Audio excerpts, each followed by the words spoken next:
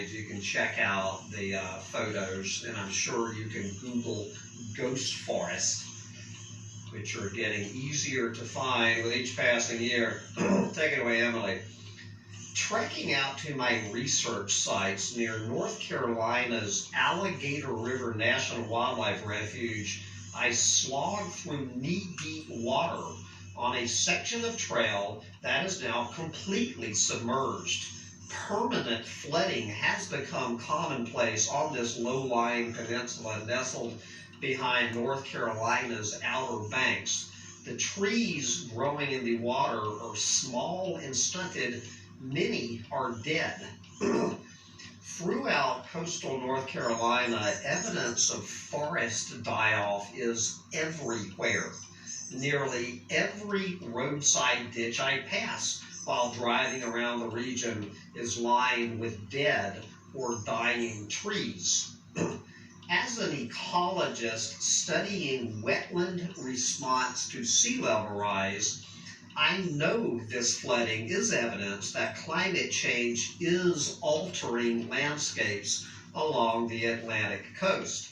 It is emblematic of environmental changes that also threaten wildlife, ecosystems, and local farms and forestry businesses.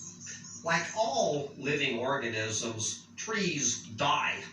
But what is happening here is not normal. Large patches of trees are dying simultaneously, and saplings are not growing to take their place. And it is not just a local issue. Seawater is raising salt levels in coastal woodlands along the entire Atlantic coastal plain from Maine to Florida. Huge swaths of contiguous forest are dying. They're now known in the scientific community as ghost forests. And yes, they are. Sea level rise driven by climate change is making wetlands wetter in many parts of the world. It is also making them saltier. In 2016, I began working in a forested North Carolina wetland to study the effect of salt on its plants and soils.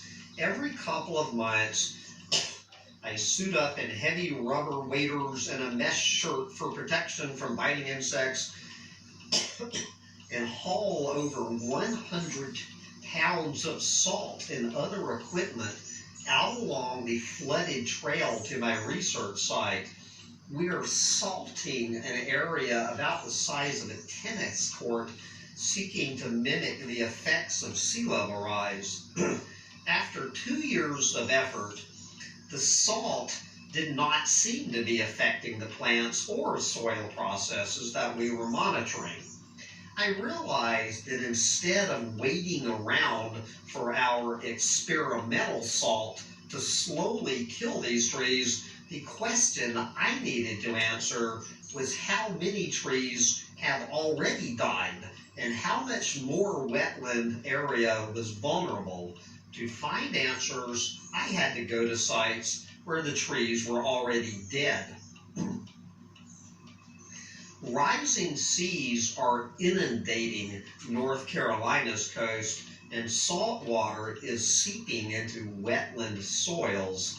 Salts move through groundwater during phases when fresh water is depleted, such as during droughts. Salt water also moves through canals and ditches, penetrating inland with help from wind and high tides.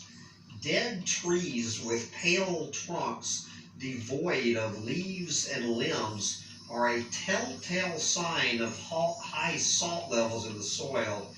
A 2019 report called them wooden tombstones.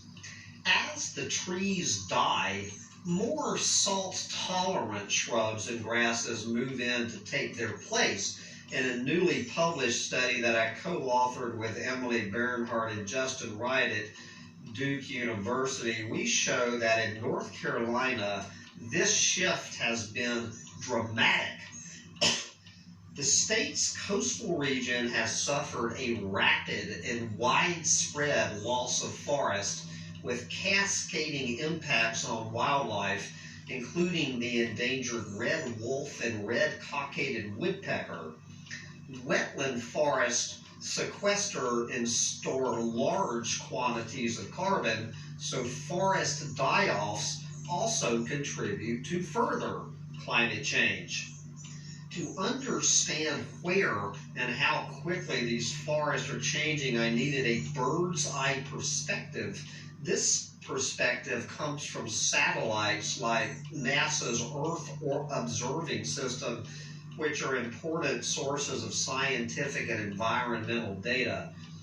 Since 1972, Landsat satellites jointly operated by NASA and the U.S. Geological Survey have captured continuous images of Earth's land surface that reveal both natural and human-induced change.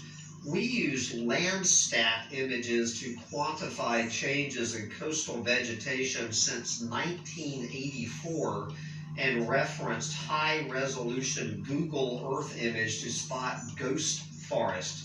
Computer analysis helped identify similar patches of dead trees across the entire landscape, and then they have some of these satellite images where you can see what these things look like from space. The results were shocking.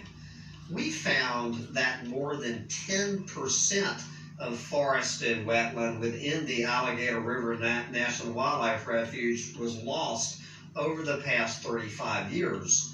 This is federally protected land with no other human activity that could be killing off the forest. Rapid sea level rise seems to be outpacing the ability of these forests to adapt to wetter, saltier conditions. Extreme weather events fueled by climate change are causing further damage from heavy storms, more frequent hurricanes, and drought. We found that the largest annual loss of forest cover within our study area occurred in 2012, following a period of extreme drought, forest fires, and storm surges from Hurricane Irene in August of 2011. This triple whammy seemed to have been a tipping point that caused mass tree die-offs across the region. As global sea levels continue to rise, coastal woodlands from the Gulf of Mexico to the Chesapeake Bay and elsewhere around the world could also suffer major losses from saltwater intrusion. Many people in the conservation community are rethinking land management approaches and exploring more adaptive strategies, such as facilitating forest inevitable transition into salt marshes or other coastal landscapes. For example, in North America, the Nature Conservancy is carrying out some adaptive management approaches, such as creating living shorelines made from plants, sand, and rock to provide natural buffering from storm surges. A more radical approach would be to introduce marsh plants that are salt tolerant in threatened zones. This strategy is controversial because it goes against the desire to try to preserve ecosystems exactly as they are.